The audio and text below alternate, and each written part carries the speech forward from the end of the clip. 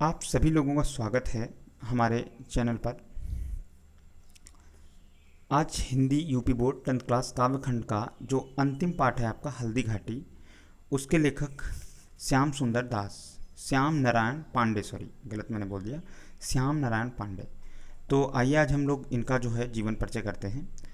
तो जो है ये आपके पिछली बहुत पुरानी बुकें जो बच्चे पढ़ रहे होंगे उनको हो सकता है ये पार्ट दो ना मिलें। एक हल्दी घाटी और एक भारत माता का मंदिर यहाँ है। तो ये दोनों जो है नए चैप्टर जुड़े हुए हैं नए सिलेबस में 2018 के बाद से, तो इसलिए इन्हें थोड़ा ध्यान से समझिएगा। आइए हम लोग शुरू करते हैं। श्याम नारायण पांडे जी का जो जन्म था वो कब हुआ? तो इनका जो जन्म था श्रावण शुक्ल पंचमी के संवत 1964 में हुआ। कब हुआ? 1964 में। अगर सन की बात करें तो 1907 ईस्वी में। कब? महादेवी वर्मा जी का भी शायद 1907 में ही आपका हुआ था, मैंने पढ़ाया है, तो इसलिए इनका भी याद रखिएगा। श्याम नारायण पांडे जी का भी कब हुआ? 1907 में। और कौन सा गांव था? डुमराव गांव। कौन सा था? डुमराव गांव, जो आजमगढ़ का एक है उत्तर प्रदेश में। उत्तर प्रदेश में एक ज़िला है आजमगढ़, वहाँ पर एक गांव का नाम है डुमराव गांव। ठीक है, तो वहाँ पर जो है इनका जन्म हुआ था 1907 ईस्वी में। किसका? श्याम नारायण पांडे जी का। और तिथि के हिसाब से हो सकता है मनाते होंगे तो श्रावण कृष्ण पक्ष पंचमी को। ठीक है।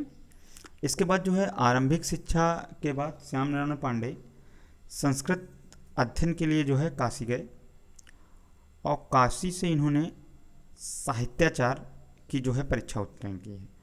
स्वभाव से सात्विक, हृदय से विनोदी और आत्मा से परम निर्भीक स्वभाव वाले पांडे जी जो थे वो स्वस्थ पुष्ट व्यक्ति में सौर, सत्व और सरलता का जो है अनूठा मिश्रण थे। संस्कार द्विवेदी युगीन दृष्टिकोण, उपयोगितावादी और भाव विस्तार मर्यादावादी थे। लगभग 2 दशकों से ऊपर वे हिंदी कवि सम्मेलनों के मंच पर अत्यंत लोकप्रिय एवं समादृत रहे।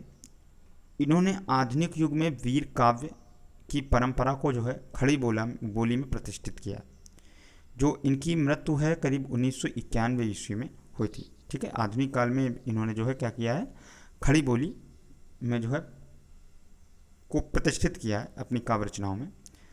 जैसे आपके पीछे अभी मैंने आपको पिछले वीडियो में पढ़ाया था, ठीक है ना, उसी प्रकार ये भी जो है मैथिली शरण गुप्त जैसे थे उसी प्रकार। ठीक है, तो मैथिली शरण गुप्त तो छायावादी के उसमें आते थे, और ये जो है आपके आधुनिक में आएंगे।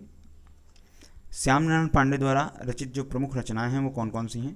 तो एक हल्दी घाटी है 1937 और 39 में, जौहर है 1939 और 44 ईस्वी में, तुमुल 1948 में।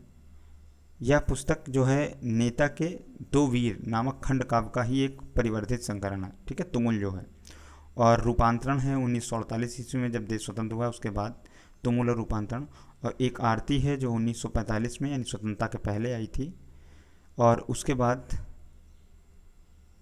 जो है हम लोग चर्चा करें तो आरती हो गई आपकी जय हनुमान 1956 ईस्वी में, उनकी जो है प्रमुख प्रकाशित काव्य पुस्तक है। और माधव, रिमझिम, आंसू के कण और गोरहावध उनकी जो है लघु कृतियाँ हैं छोटी छोटी। परशुराम जो है एक काव्य उनका है जो अप्रकाशित है, प्रकाशित नहीं हुआ है। और वीर सुभाष रचनाधीन ग्रंथ है जो अभी भी ग्रंथ रचना में चल रहा है। भाषा की बात करें तो भाषानाथ से आगे बढ़कर जो है भाव उत्साह की दृष्टि से कवि ने जो है रचना को रसमय बनाया है।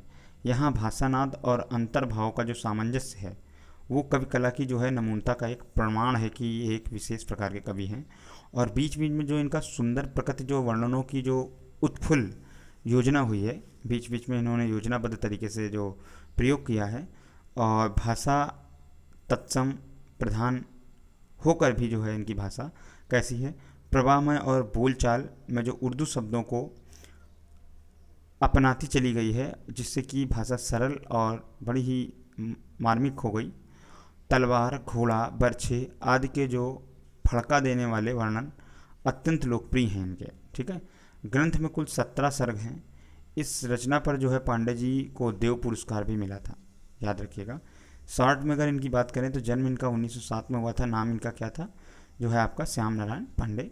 जन्मभूमि डुमराव गांव, ये आप इसको हम पढ़ रहे हैं, ये आपका है। ठीक है। मृत्यु जो है 1991 में हुई।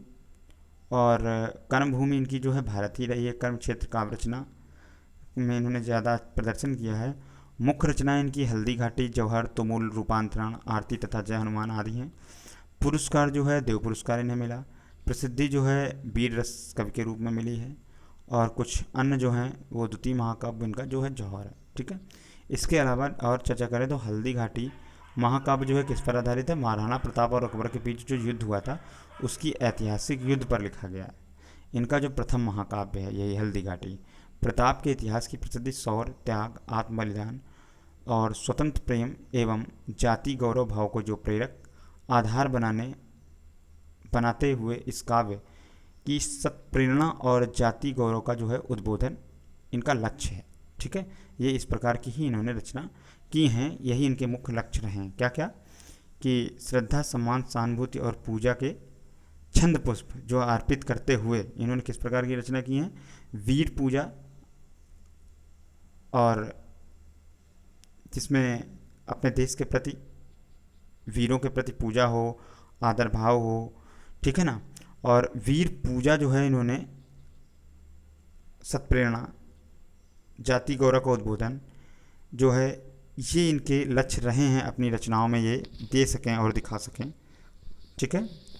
तो इस प्रकार हम कह सकते हैं कि श्याम नारायण पांडे अपने काल के बहुत ही अच्छे और महान कवि रहे हैं जिनका स्थान कोई नहीं ले सकता। ये एक अद्वितीय स्थान रखने वाले हमारे कवि हैं। तो इसमें इतना ही है। आपको शेष मैं अब नेक्स्ट विषय जो होगा आपका, मैं अब आपको संस्कृत से संबंधित जो आपके पाठ हैं और क्वेश्चन आंसर हैं उसके लिए नया वीडियो मैं बनाऊंगा।